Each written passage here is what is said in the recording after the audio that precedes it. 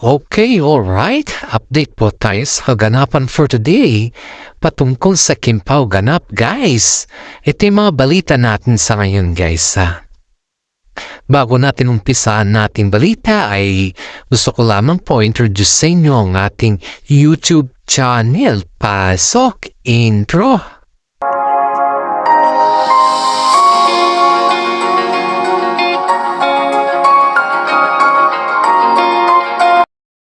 Okay, alright. Heto naman tayo, guys. Tayo dito sa ating legit na sources, guys.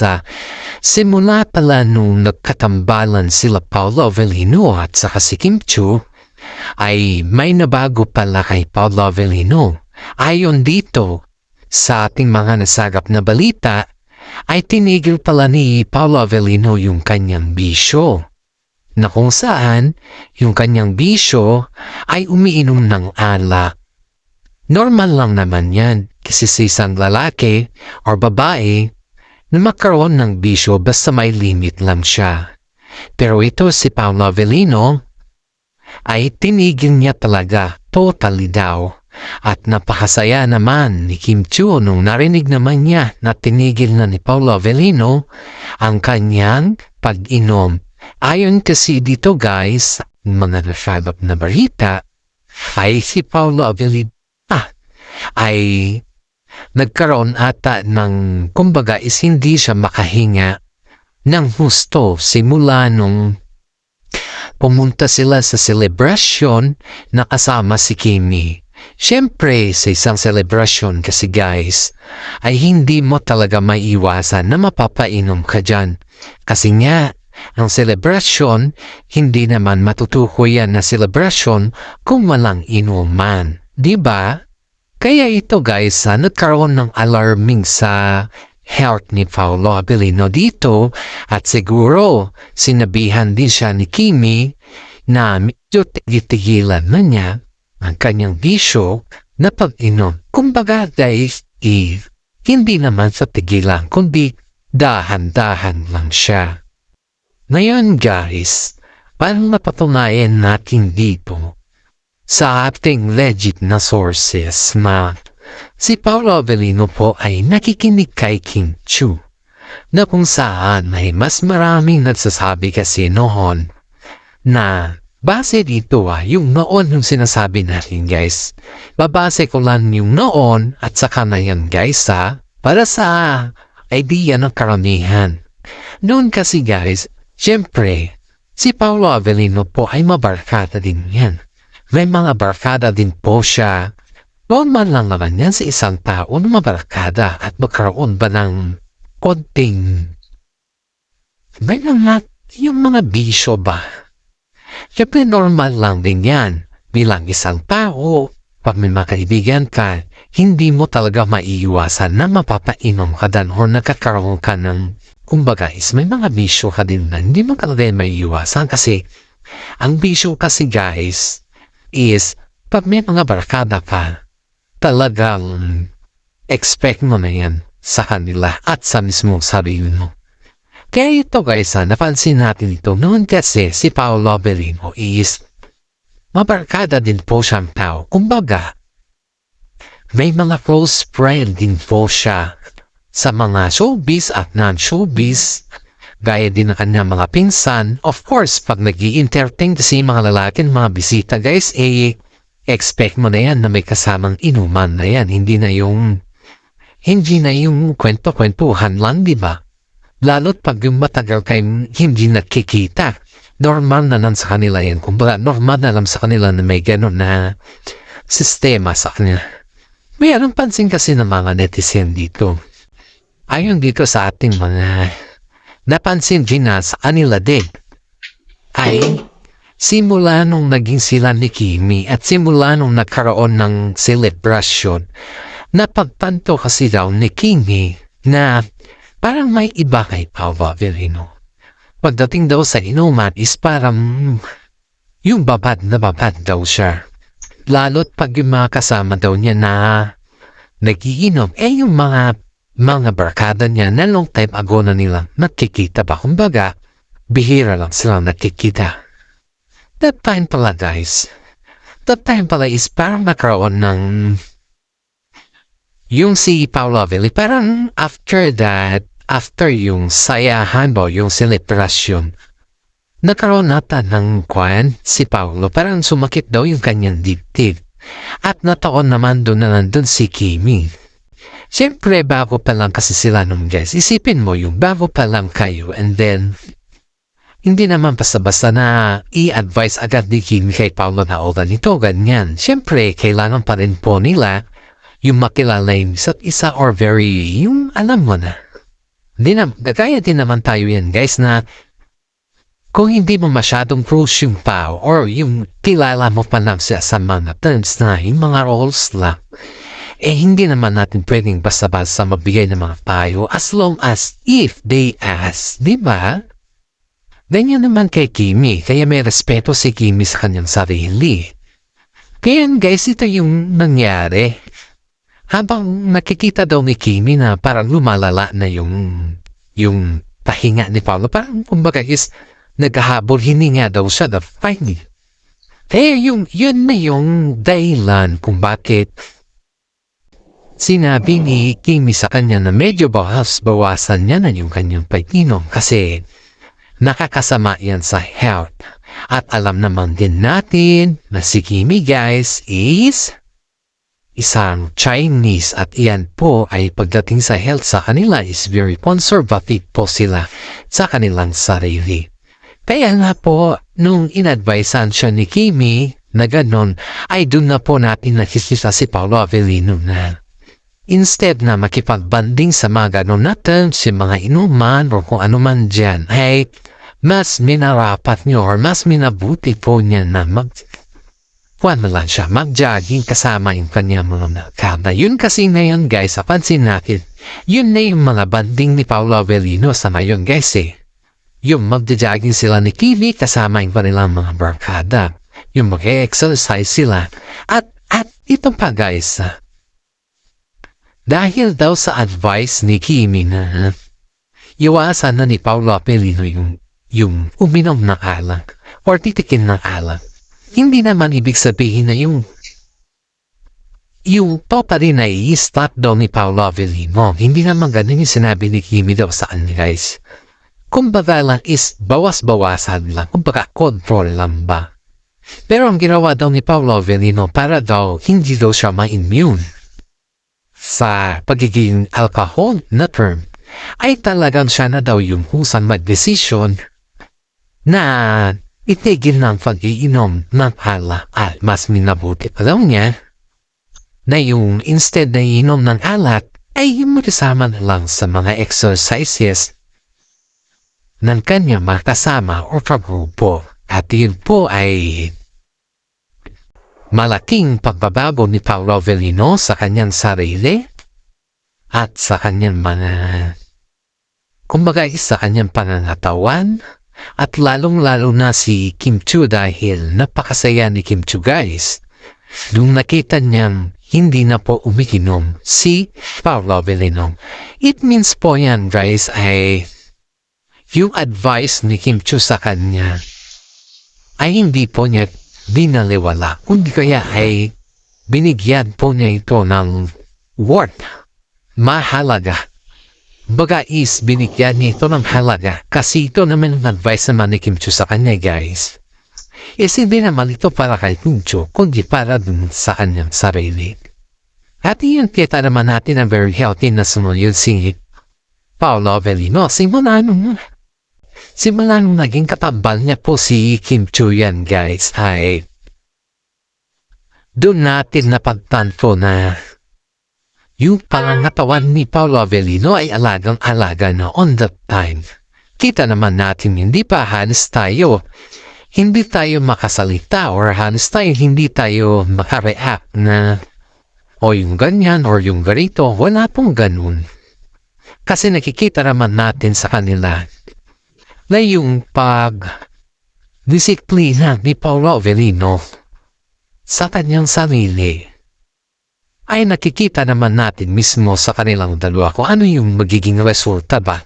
Kaya dito natin namamalayan guys o dito natin mapagtanto na lahat naman na ginagawa nila Paolo Avellino at saka si Kim Chiu sa kanilang sarili ay todo effort sila niyan guys para sa kanila kasi ang fantasy sa kanila kumbaga is mas pabor kasi sila sa terms na yung health is wealth. Kasi ang pera naman, isipin mo po kasi ang pera naman guys, kahit nasaan ka man or kahit kwan naman ka, baga is kahit nasaan ka man, ay nakakahanap ka pa rin ng pera. Kumbaga guys, is ang pera sa kanila, nakahanap yan. Pero ang health ay hindi yan nakahanap. Kumbaga, mas importante pa rin ang pagiging healthy kumpara sa maraming pera. Kasi nga, ang kasabihan kasi ng mga Chinese guys, na kagaya ni Kim Chiu is, ang pera is nakikita, pero ang health na, kumbaga, ang kalusugan, ay hindi mo yan pwedeng ipatkain sa mismong sarili mo. Dapat yan, pagkalusugan ng pinag-uusapan ay 100%.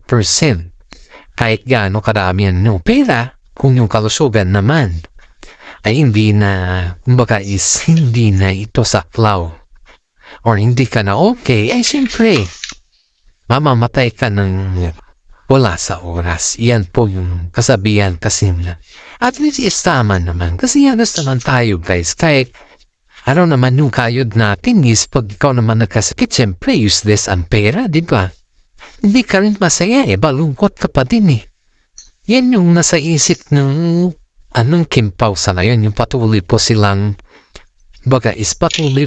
umaarangkada dahil alam po nila sa kanilang sarili na ang pagiging healthy ay walang katumbas yan kahit mayaman ka man or mahirap ka man. Pag healthy ka kasi, kita mo naman, di ba? Kaya dito natin mapagtanto guys na si Kim Chiu ay talagang pinatunayan niya sa kanyang sarili na ang pagbibigay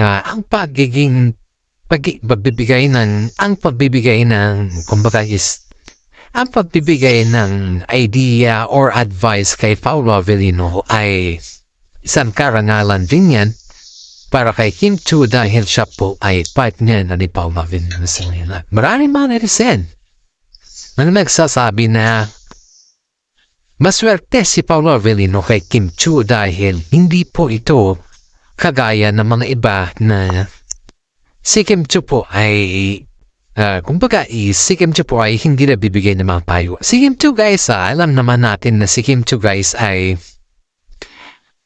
malaga naman siya based din niya kay Sian din noon. Kasi ang pagto kasi ni Sian ni before na si Kimi daw ay masyado sa health consciousness niya sa sarili, ba? Malaga din daw yan kay Sian. Pero ang nangyari lang kasi sa kanila is alam mo na, nagloko yung isa, kaya yun.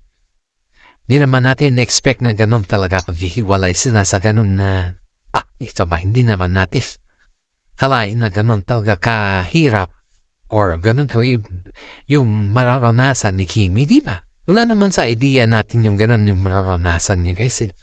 Wala naman yun sa atin. Ang importante lang naman sa atin is yung maging masaya sila at masaya na rin tayo. Yun lang, di ba? Yun yung napakasarap dito, pakiramdam ba? Kaya na yan guys, ay dadako naman tayo sa mga ibang issues na kung saan naman po ay para naman tayo guys ay itong si Darren Espanto na to ay kilala naman natin sino ba naman ang hindi makakakala na hindi kilala si Darren Espanto, di ba? Halos lahat naman tayo dito guys is kilala natin si Darren Espanto. Ayan guys, ayon dito sa ating mga legit na sources ay pala si Darren Espanto bago pala pumasok sila Kimi at si Darren Espanto sa Showtime na usan po ay sila yung nag-host ay nag-e-exercise o nagsasabay muna sila na mag-e-exercise ba? Kumbaga is kasabay nila yung si Kim or si Darren Spantron nag-exercise bago pumunta sa Showtime. Ito dahil palaging kasama ni Kimi si Darren Espanto, hindi daw napigilan ni Darren Espanto guys yung pagtatanong kay Kim Chiu. Pati na rin pala itong si Darren Espanto ay hindi rin pala niya napigilan yung magtanong sa Kim Pao kung ano na yung kaganapan for today nila. Dahil isipin mo ito guys yung hindi mo halos napapanong yung kasama mo sa show dahil siyempre sobra namang busy ninyo ba? Busy kayo sa lahat, busy kayo dito, busy kayo dyan, tapos busy pa kayo sa Showtime. Of course, hindi mo na siya napapanong sa mga tanong na tips. Itong si Darren Espanto parang napaparanta daw siya na tanongin si Kim Chiu parang lang ito. Pero ayon dito sa ating legit na sources is totoo daw yung balibalita na si Darren Espanto ay isa din pala siya na nagbubuking kay Kim Chiu sa Showtime. Hindi lang pala po si Vice Ganda. Kasi itong si Darren, yung mga pagpapanong daw kasi ni Darren Espanto is yung may mga meaning guys. Pero syempre, hindi naman ganun ka-vocal si Darren magtanong kay Kim Chiu.